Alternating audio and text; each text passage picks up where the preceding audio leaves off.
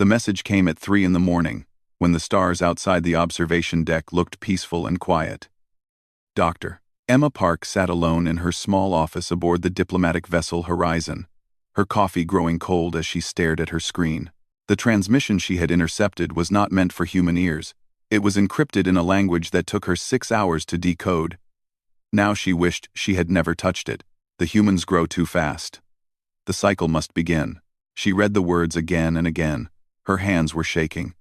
In her 12 years as a xenolinguist, she had translated thousands of alien communications, trade agreements, cultural exchanges, scientific papers. Nothing like this. Nothing that made her blood run cold. The message had passed between 6 different elder races. The Dominion, the Helix Collective, the stone mines of Arcturus. These were the most powerful civilizations in the galaxy. They had existed for 50,000 years. They had welcomed humanity into the Galactic Assembly just 2 centuries ago. They had smiled and called humans their friends, and now they were planning something terrible. Emma grabbed her tablet and ran. Admiral J. Cole was not a man who scared easily. He had commanded Earth's 3rd Fleet for 15 years. He had faced pirates in the outer colonies. He had negotiated with hostile alien commanders. He had buried friends and kept fighting. But when Emma Park burst into his quarters at 4 in the morning, pale and trembling, he felt something cold settle in his stomach. He listened without interrupting as she explained what she had found. When she finished, he sat in silence for a long moment. Through his window, he could see the distant lights of the colony world below. New Virginia. 12 million people living their ordinary lives. Families eating breakfast. Children going to school, none of them knowing what was coming. "How certain are you about this translation?" he asked. "Completely certain, sir. I checked it 9 times. Jake nodded slowly. He had suspected something was wrong for months now. The way the elder races looked at human diplomats. The subtle insults, hidden in polite words. The trade deals that always seemed to favor everyone except Earth. He had reported his concerns to command, but no one wanted to believe him. Humanity was too busy celebrating its place among the stars to notice the wolves circling in the darkness. "Wake Captain West," Jake said, "and get me a secure line to Earth. Senator Chen needs to see this." 3 days later, Senator Lisa Chen stood before the Galactic Assembly. The great chamber was built to impress, with seats rising in circles around a central platform. Representatives from 43 species watched her with eyes of every shape and color. Some had scales, some had feathers, some had no bodies at all, just floating clouds of light. Lisa had stood here many times before. Today felt different. Today, she could feel the hatred beneath their polite masks. "Earth requests expanded trade routes to the outer colonies," she said, keeping her voice calm and steady. "Our population is growing. Our people need resources. We are willing to offer fair terms to any partner who wishes to work with us." Silence. Not the thoughtful silence of consideration. The heavy silence of contempt. Ambassador Vrel of the Dominion rose from his seat. He was tall and thin, with gray skin and eyes like black glass. His species had ruled this region of space for 30,000 years. They had watched countless younger races rise and fall. To them, humanity was nothing more than clever animals who had learned to build ships. "The Assembly will consider your request," Vrel said. His voice was smooth and cold. "In time." Lisa knew what that meant. It meant no. It meant never. It meant humans should learn their place and stay quiet. She returned to her seat and said nothing more. But inside, she was already planning. She had read Emma's report. She knew what was coming, and she would not let her people die without a fight. Far from the assembly chambers, Captain Ryan West guided his ship through the darkness of space. He was young for his rank, only 32, but Admiral Cole trusted him more than officers twice his age. Ryan had a gift for seeing things others missed. Right now, he was seeing something that made his heart pound. New Virginia had gone silent. The colony should have been buzzing with activity. Ships coming and going, communication signals filling every channel. Instead, there was nothing. Just empty space and the cold light of distant stars. Ryan ordered his crew to scan the area. What they found made his stomach turn. The orbital stations were destroyed. Broken metal floating in the void. Scorch marks that could only come from military weapons. And on the surface below, the cities were dark. No lights. No movement. No signs of life. "Sir," his sensor officer whispered, "I'm detecting debris consistent with Dominion weapons signatures." Ryan closed his eyes. 12 million people. Gone. Just like that. The elder races had not even waited for humanity's answer. They had already started killing. He turned his ship around and flew as fast as his engines could carry him. The ultimatum arrived 1 week later. Ambassador Vrel delivered it personally, his cold face showing no emotion as he read the words aloud. Humanity was ordered to surrender all military technology, disband all fleets, accept permanent supervision by the Dominion. They had 30 days to comply.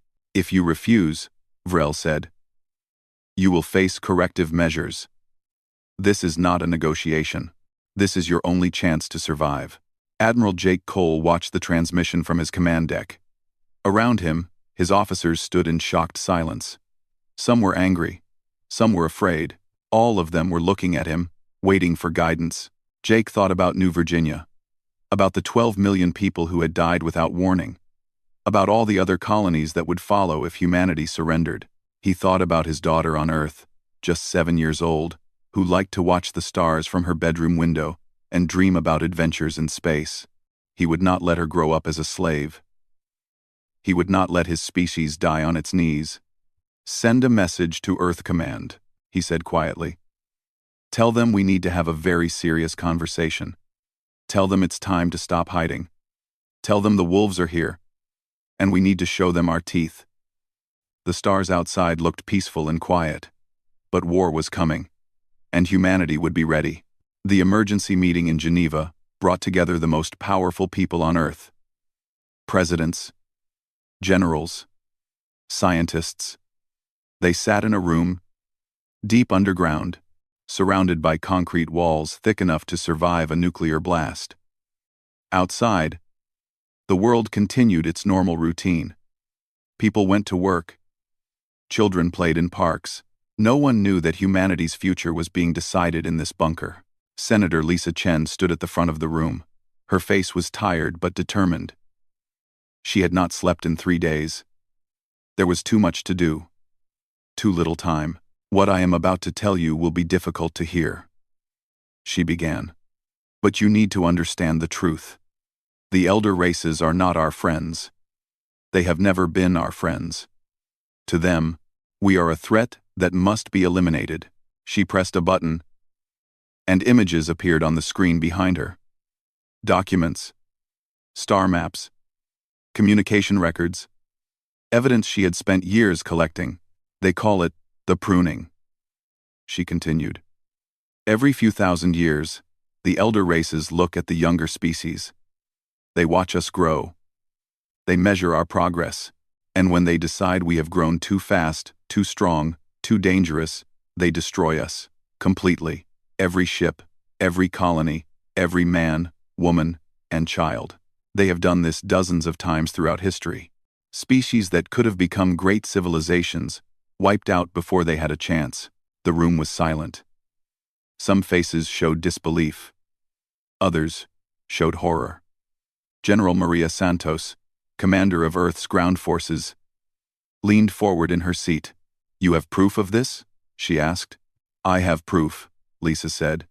"And more importantly, I have someone who can show us how to fight back." The door opened, and a thin man with gray hair walked into the room. Dr. Tom Harris looked like a college professor. He wore glasses and a wrinkled jacket. He did not look like someone who held humanity's darkest secrets, but appearances could be deceiving. "Most of you have never heard of Project Prometheus," Tom said, taking Lisa's place at the front. That was intentional. For 50 years, we have operated in complete secrecy. Our job was simple: prepare for the war we knew was coming. He changed the image on the screen. Now it showed a massive underground facility. Laboratories, factories, weapons that looked like nothing Earth had ever built. When humanity first joined the Galactic Assembly, we were naive. We thought the elder races would help us. Instead, they gave us scraps while keeping their best technology hidden. They limited what we could build. They watched our every move. But they made one mistake. They underestimated how clever humans can be. He smiled slightly. It was not a happy smile. We found crashed alien ships. We captured pieces of advanced technology. We studied everything we could get our hands on. And then we did something the elder races never expected. We improved it. We asked questions they stopped asking 10,000 years ago. We built weapons they never imagined possible. Admiral Jake Cole had arrived from his fleet that morning. He sat near the back, listening carefully. This was the first time he had heard about Project Prometheus. Part of him was angry that such secrets had been kept from military command, but a larger part was impressed and hopeful. "What kind of weapons?" he asked. Tom's smile grew darker. "The kind that make stars explode. The kind that tear holes in space itself. The kind that will make the elder races regret ever threatening us." General Santos stood up. She was a short woman with steel-gray hair and the hard eyes of someone who had seen too many battles. She had served in 3 different wars and had never lost a campaign. Now she faced the greatest challenge of her life. "Weapons are useless without a plan," she said. "We are outnumbered 100 to 1. Our ships are smaller. Our fleet is weaker. And we are surrounded on all sides. How do we win a war like that?" "We don't play by their rules," Tom replied. "The elder races fight wars the same way they have for 50,000 years. Big fleets, direct confrontation, overwhelming force. They expect every species to fight the same way. But humans are different. We grew up on a planet where everything was trying to kill us. We learned to adapt. We learned to use tricks and traps. We learned that a smaller force can defeat a larger one if they are smart enough and mean enough." He brought up another image. This one showed a star map, with red lines marking enemy positions and blue lines showing hidden human bases. "We have spent decades preparing for this moment. Secret shipyards in asteroid fields. Hidden weapons platforms on every colony world. Military AI that can think faster than any organic mind. The elder races think they are attacking a weak, young species. They are walking into the largest trap in galactic history." Lisa stepped forward again. "But before we fight, we will give them one last chance. We will send a message to every species in the galaxy. A warning. If they turn back now, there will be no war. If they continue, they will face the full fury of humanity, and there will be no mercy." The room fell silent again. Everyone understood the weight of this decision. There would be no going back, no peaceful solution. Once the message was sent, humanity would be committed to a war that would determine its survival. Dr. Emma Park had been brought to Geneva specifically for this moment. She was the best xenolinguist in human space. Now she had the most important job of her life, writing the words that might save or doom her species. She worked for 3 days straight. She barely ate. She barely slept. She wrote draft after draft, throwing each one away. The message had to be perfect. It had to be clear. It had to make the elder races understand exactly what they were facing. Finally, on the morning of the 4th day, she finished. Admiral Cole stood on his command deck as the transmission began. The message was broadcast on every frequency, in every language, across every corner of the galaxy. Billions of beings would hear these words. The universe would never be the same. "This is humanity's last warning," Emma's voice said over the speakers. "We did not ask for this conflict. We did not want war. We came to the stars seeking friendship and knowledge. You answered with hatred and death. You destroyed our colony. You murdered our people. You gave us 30 days to surrender. Here is our response." There was a pause. When Emma spoke again, her voice was harder, colder. "Withdraw your forces. Leave our space. Never threaten us again. If you ignore this warning, you will learn why Earth's children learned to walk in darkness. You will learn why our ancestors feared the night, and became the things that fear feared. We have claws you have never seen. We have teeth you cannot imagine. We did not come this far to die quietly. Another pause. Then the final words. Flee while you still can. This is your only chance. There will be no second warning. There will be no surrender. There will be no mercy. Come for us, and we will show you what humanity is capable of when we are pushed too far. Come for us, and we will burn your worlds and salt the ashes. This is not a threat. This is a promise. The transmission ended. Silence filled the command deck. Admiral Cole looked at the stars outside his window. Somewhere out there, the elder races were listening to that message. Some would laugh and dismiss it as empty words. Others might feel a small chill run down their spines. They would all learn the truth soon enough. All ships, Jake said quietly. Prepare for war. High Commander Torak watched the human transmission from his flagship and laughed. He had served the Dominion for 300 years. He had personally overseen the destruction of 12 species. He had watched civilizations burn and felt nothing but satisfaction. These humans thought they could scare him with angry words. He would enjoy teaching them how wrong they were. Order the fleet to advance, he commanded. We will crush these insects within the month. 10,000 warships crossed into human space. Each one was larger than anything humanity had ever built. Each one carried weapons that could destroy cities in seconds. The elder races had fought countless wars with this fleet. They had never lost. They did not expect to lose now. The first target was New Haven, a small colony on the edge of human territory. It had only 2 million people. A handful of defense ships. Nothing that should survive more than an hour against the Dominion Armada. Torak expected the colony to surrender immediately. Instead, the defense ships flew directly at his fleet. They were tiny compared to his vessels, like mice attacking wolves. His officers laughed at the sight. Then the human ships exploded. They had been filled with antimatter bombs. The explosions ripped through the front lines of the Dominion fleet, destroying nearly 50 ships in seconds. Before Torak could react, the planet below came alive. Hidden weapons platforms rose from the surface. Automated defense systems that the humans had buried years ago activated all at once.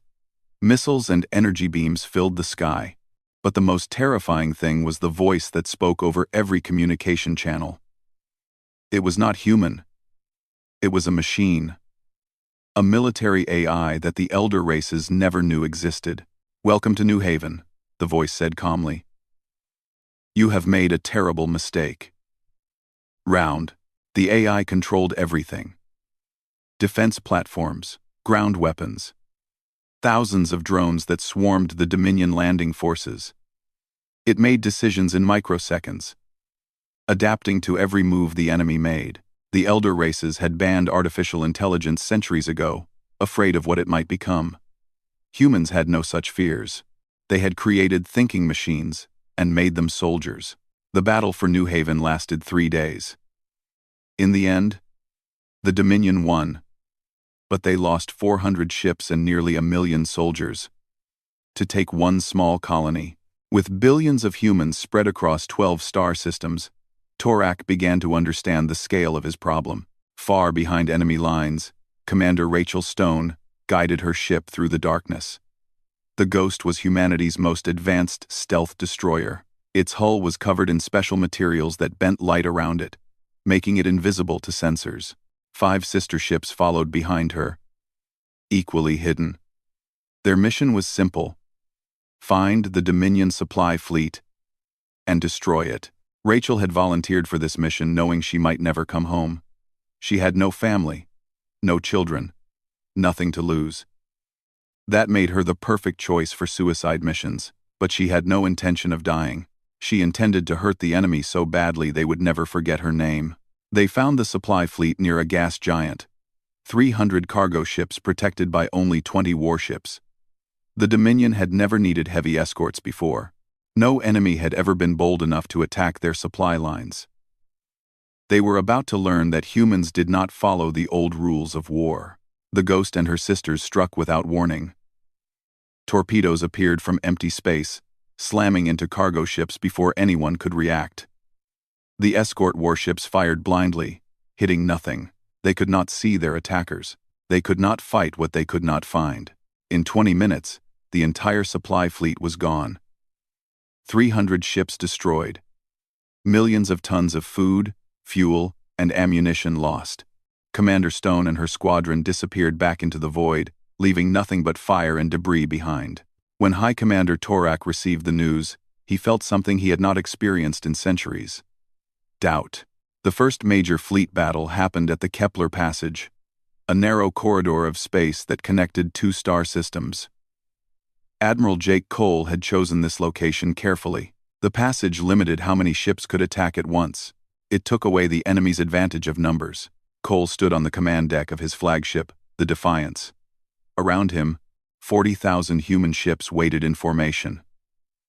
They were outnumbered 3-1 by the Dominion fleet approaching from the other side of the passage. But numbers were not everything. All ships, Cole said calmly, execute Protocol Thunder.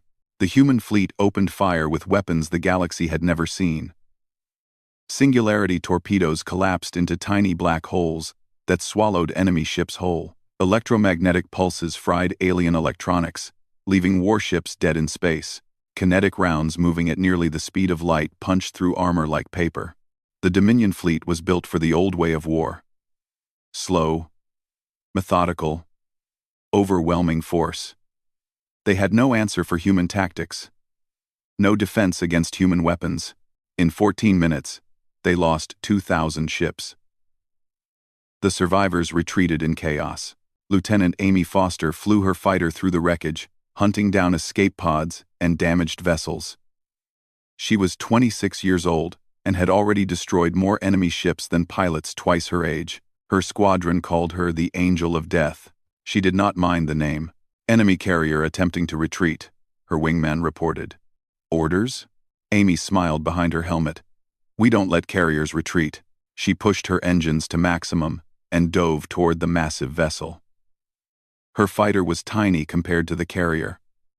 But she knew its weak points. She had studied Dominion ship designs for years, looking for vulnerabilities.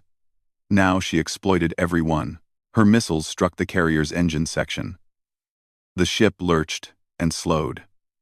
More fighters joined her, pouring fire into the wounded giant until it finally exploded.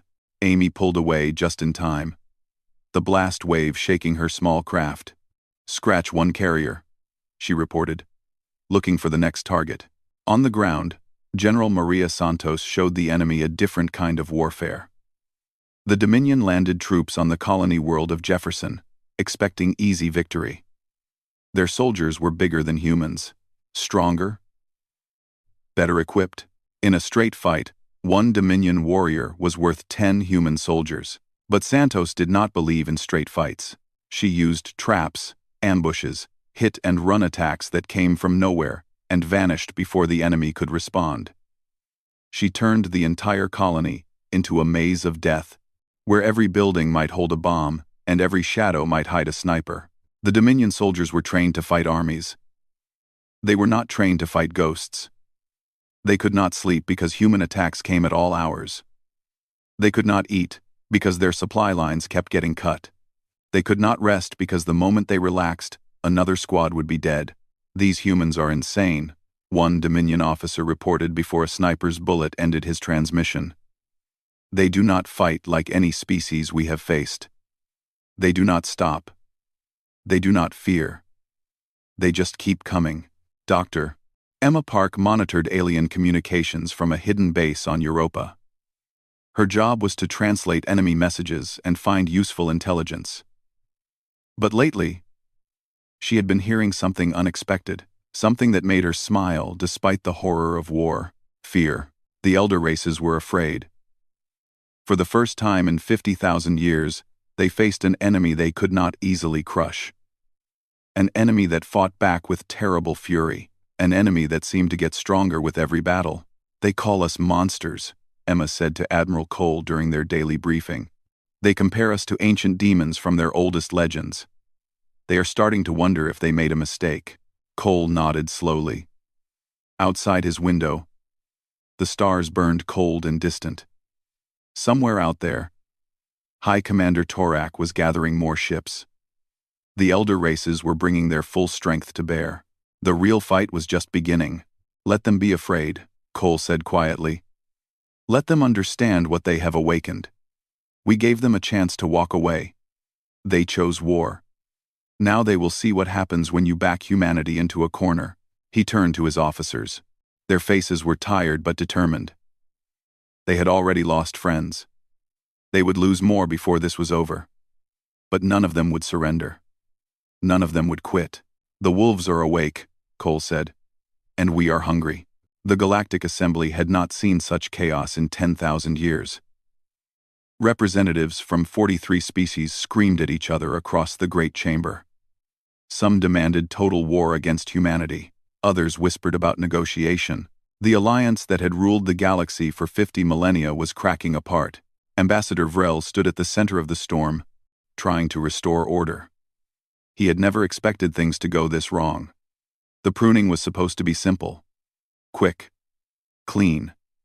Instead, humanity was fighting back with a fury that defied all predictions. Every day brought new reports of defeat. Every day, more species questioned whether this war was worth the cost.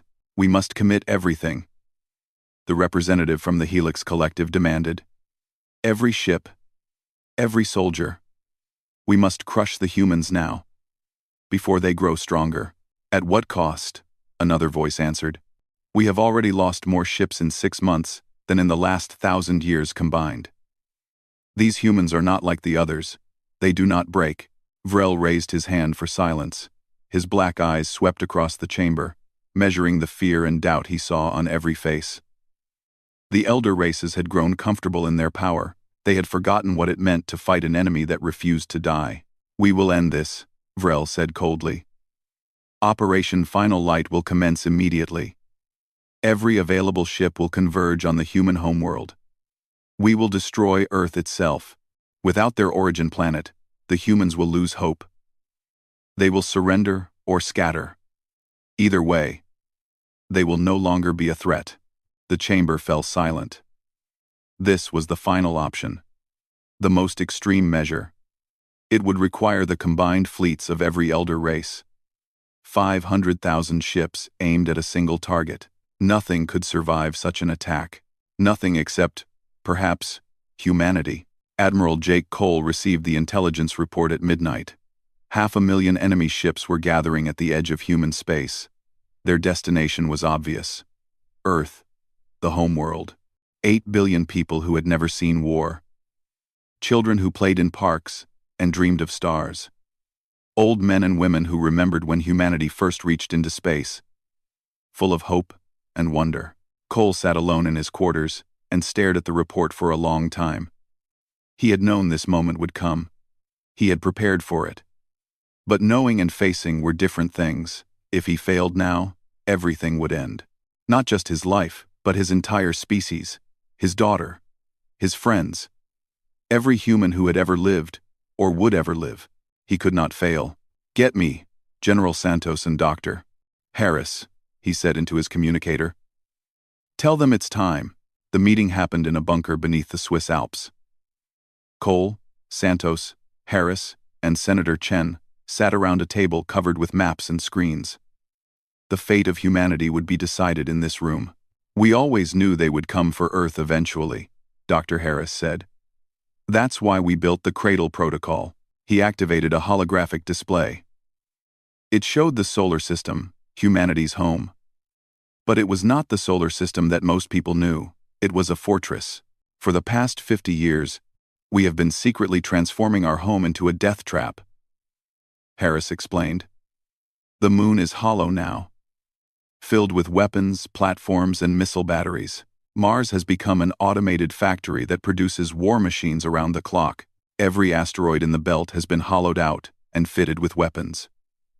Jupiter's moons hide our largest shipyards, building vessels that the enemy has never seen. General Santos leaned forward. The enemy expects to find a soft target. They expect terrified civilians and a handful of defense ships. Instead, they will fly into the most heavily fortified system in the galaxy. And we will make them pay for every inch. Senator Chen nodded grimly. But even with all our preparations, We are still outnumbered. 500,000 ships is more than we have ever faced. Can we actually win?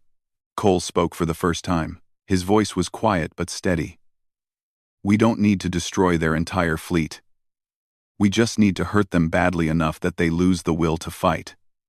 The elder races have never suffered real losses. They have never faced an enemy that made them bleed. When they see their ships burning, when they count their dead, they will break. Not all of them, but enough. He stood and walked to the window. Outside, the mountains rose into a clear blue sky. Somewhere up there, the enemy was gathering, coming to destroy everything he loved. We gave them a warning, Cole said. We told them to flee while they still could. They did not listen. Now we show them why they should have. On the other side of the galaxy, Elder Voron sat in a library older than most civilizations. He was one of the oldest beings in the Dominion, a philosopher who had spent centuries studying the nature of existence. Now, he studied something new. Humanity. He had accessed the forbidden archives, records of every pruning in history, dozens of young species that had risen too fast and been cut down. He had read their histories, their cultures, their final desperate struggles. All of them had fought. All of them had lost. But humanity was different. Voron found records of human history, a species that had spent its entire existence at war with itself. They had fought over land, over resources, over ideas. They had invented weapons of terrible destruction and used them on their own kind. They had nearly wiped themselves out a dozen times. And yet they kept going. They kept building. They kept reaching for the stars. Other species grew strong through peace and cooperation. Humans grew strong through conflict. War was not something that happened to them. War was part of them. It was in their blood, in their bones, in the very structure of their minds.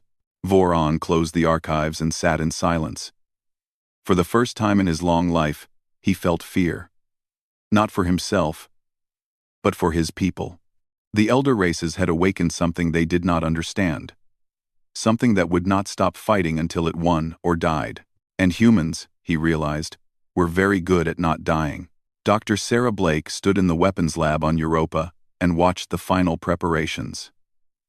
She had spent her entire career building the tools that humanity would use in this war. Singularity bombs, star-killing devices, weapons that could crack planets and tear holes in space. She was proud of her work. She was also terrified of it. Second thoughts? Dr. Harris asked, standing beside her. Sarah shook her head. No, they gave us no choice. But I keep thinking about what happens after. Even if we win, we will have killed billions, destroyed civilizations that lasted longer than human history. Can we live with that? Harris was silent for a moment. We live with it or we die. Those are the only options. The elder races decided long ago that they would rather kill us than share the galaxy. We are just refusing to cooperate with our own extinction. The weapons were loaded onto ships. The ships joined the fleet. The fleet moved toward Earth. The final battle was coming. Admiral Cole addressed his officers one last time before the enemy arrived. They stood on the command deck of the Defiance, watching the stars and waiting for war. I will not lie to you, Cole said. Many of us will not survive the next few days. The enemy is bringing everything they have. They mean to end us once and for all. He paused, looking at each face. Young officers who had never seen real combat. Veterans who had fought a dozen battles. All of them afraid. All of them determined. But I want you to remember something. Humanity has faced extinction before. Ice ages. Plagues. Wars that killed hundreds of millions. Every time, we survived. Every time, we came back stronger. We are the children of survivors, the descendants of those who refused to quit when everything seemed hopeless. He straightened his shoulders. Outside, the first enemy ships were appearing on sensors. 500,000 vessels, coming to destroy everything he loved. The elder races call us young. They call us primitive. They think we are easy prey, because we have only been in space for a few centuries. They are about to learn the truth. We did not survive this long by being weak. We survived by being the most stubborn, most adaptable, most dangerous species on our planet. And now we will show the galaxy what that means. He turned to face the approaching enemy. They wanted a war. They wanted to teach us fear. Instead, they will learn why the darkness itself learned to fear humanity. Today, we fight for Earth, for our families, for our future. Today, we show the universe that humans do not go quietly into the night. He raised his hand. All ships, prepare for battle. Let's teach them what a last warning really means. The Battle of Sol began at dawn. Earth time. 500,000 enemy ships poured into the system like a tide of metal and fire. High Commander Torak stood on his flagship and smiled. This was the moment he had waited for, the moment humanity would finally learn its place. He gave the order to advance. Then the system came alive. The asteroid belt erupted first. Thousands of hidden platforms opened fire at once, filling space with missiles and energy beams. Ships that had been hiding among the rocks for years revealed themselves, striking at the enemy flanks. The moon's weapons roared, massive cannons that could kill warships from half a system away. Mars launched wave after wave of automated drones, machines that feared nothing and never stopped attacking. Torak lost 10,000 ships in the first hour, 10,000 more in the second. His fleet pushed forward through walls of fire, paying in blood for every inch of space. The humans were everywhere, fighting like demons, refusing to retreat even when outnumbered 10-1. Admiral Cole commanded from the Defiance, directing 40,000 human ships against an enemy that still outnumbered them badly. He split his forces into small groups that struck and ran, never giving the enemy a clear target. He used the planets and moons as shields, forcing the Dominion to waste ammunition on rocks while his ships hit them from behind. Lieutenant Amy Foster led her fighter squadron into the heart of the enemy formation. They were hunting carriers again. The massive ships that launched smaller vessels. Every carrier they killed was 1,000 fewer enemies to worry about. Target acquired, her wingmen reported. That's their command carrier. Torak himself is on that ship. Amy smiled behind her helmet.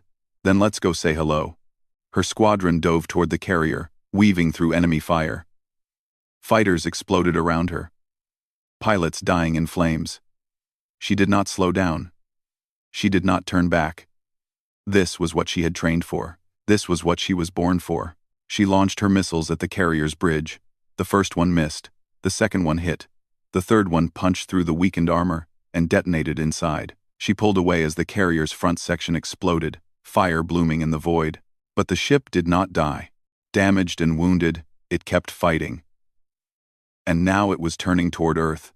Dr. Emma Park watched from a bunker deep beneath Geneva. Her screens showed the battle in real time, thousands of ships fighting and dying among the stars. She had one final job to do, one more message to send. Not to the enemy, but to the younger races watching from across the galaxy. If you are receiving this transmission, you are witnessing something that has never happened before, she said into the recorder. You are watching humanity fight for its survival against the elder races. They told you that resistance was impossible. They told you that young species must submit or die. Watch what happens next. And remember, we were once where you are. Afraid. Alone. Surrounded by enemies, we chose to stand. You can too. The transmission went out to every corner of the galaxy. Millions of beings on thousands of worlds watched the battle unfold. Watched the elder races bleed. Watched humanity refuse to break. High Commander Torak's damaged carrier broke through Earth's orbital defenses. Below him, the blue world turned slowly. 8 billion people waiting to die. He had lost half his fleet. 300,000 ships destroyed or crippled. More than he had lost in his entire career. But it did not matter. Once Earth was gone, humanity would follow. He gave the order to begin bombardment. His weapons charged. His fingers moved toward the firing controls. Then the Defiance appeared. Admiral Cole had pushed his ship through the enemy lines, taking damage that would have destroyed any other vessel. His hull was breached in a dozen places. Half his weapons were offline, his crew was bleeding and exhausted. But he had reached Torak's flagship, and he was not finished. The two ships crashed together at full speed. Metal screamed and tore. Boarding tunnels punched through hulls. Hundreds of human soldiers poured into the enemy vessel, fighting hand-to-hand through corridors filled with smoke and fire. Cole led the boarding party himself. He was 62 years old. He had not fired a weapon in combat in 15 years. None of that mattered now. He fought through Dominion soldiers, his rifle blazing, his boots slipping in blood. Around him, his people died and killed, and kept pushing forward. They reached the command deck. Torak was waiting. The alien commander was massive, nearly 8 feet tall, covered in armor that could stop bullets. He held a weapon that could cut through steel. He looked at Cole with contempt. "You have come to die," Torak said. "Your species has come to die. This changes nothing." Cole was bleeding from a wound in his side. His rifle was empty. He dropped it and drew his pistol, knowing it would not penetrate Torak's armor. "You still do not understand," Cole said. "You have been killing young species for 50,000 years. You forgot what it means to fight someone who is not afraid to die. Someone who has nothing left to lose. Someone who will keep coming no matter what."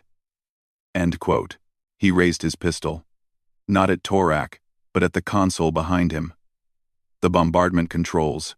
"Humanity has a saying," Cole continued. "If we cannot live free, we will die free. But we will make damn sure to take you with us." He fired. The console exploded. The bombardment sequence canceled. Torak screamed in rage and charged. They fought. Cole was smaller, weaker, wounded. Torak threw him across the room like a toy, broke his arm, cracked his ribs. Cole kept getting up. He kept fighting. He pulled a knife from his belt and stabbed at the gaps in Torak's armor. Drawing alien blood, Captain Ryan West burst through the door with a squad of soldiers. They opened fire on Torak, driving him back. The alien commander fell, riddled with bullets, his armor finally failing. Cole stood over the dying enemy. Blood dripped from his wounds. His vision was blurring, but he was still standing. "This is humanity," he said quietly. "We tried to warn you." Outside, the battle was ending. With their command ship destroyed and their leader dead, the Dominion fleet fell into chaos. Some ships retreated, others surrendered. The alliance of elder races, unbroken for 50 millennia, shattered in a single day. 6 months later, the galaxy was a different place. The Galactic Assembly no longer existed. The elder races had turned on each other, blaming one another for the disaster. Wars that had nothing to do with humanity erupted across the stars. The old order was dying, and in its place, something new was growing. Senator Lisa Chen addressed the first meeting of the Galactic Coalition. Representatives from 30 species filled the chamber. Most of them young civilizations that had been too afraid to speak before. Now they looked at the human woman with something like hope. "We did not want this war," Lisa said. "We sent our warning. We gave them every chance to turn back. They chose to see our mercy as weakness. Now they know better." She paused, looking around the room. "This coalition will be different from what came before. We will not rule through fear. We will not threaten the weak. We will stand together, all species, young and old, as equals.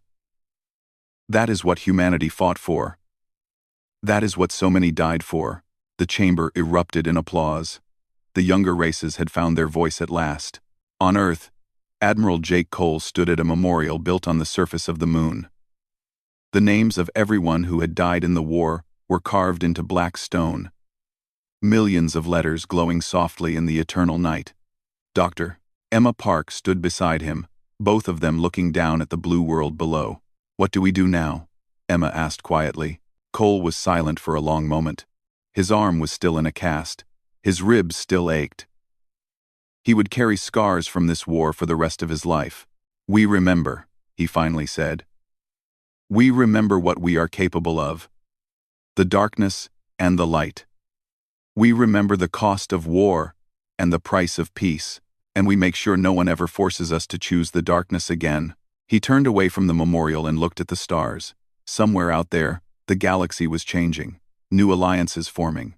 New possibilities emerging. The future was uncertain, but for the first time in a long time, it was also hopeful. "We came to the stars seeking friends," Cole said. "We found enemies instead. We survived. Now we have a chance to build something better. Something worth all the blood we spilled." Emma nodded. "Do you think we can do it? Build a better galaxy?" Cole smiled, though there was sadness in his eyes. "I think we have to try. We owe it to everyone who did not make it this far." A final transmission went out that night. Emma wrote it herself, just as she had written the warning that started everything. This time, the message was different. This time, it was not a threat. "This is humanity. We came in peace. We asked for nothing but a place among the stars. When you answered with war, we showed you what we could become. Now, the war is over. Now we offer something else. Friendship, partnership, a chance to build a galaxy where no species fears extinction. Where the strong protect the weak instead of preying on them." She paused, choosing her final words carefully. "We are the children of Earth. We learned to fear the dark, and then we learned to become the thing that darkness feared. But we also learned something else. We learned to hope, to dream, to reach for something better. That is what makes us human. That is what we offer the galaxy now. Not our claws, not our teeth, but our hands, extended in friendship." The transmission ended. The stars burned on, cold and distant and full of possibility. And humanity, at last, was no longer alone.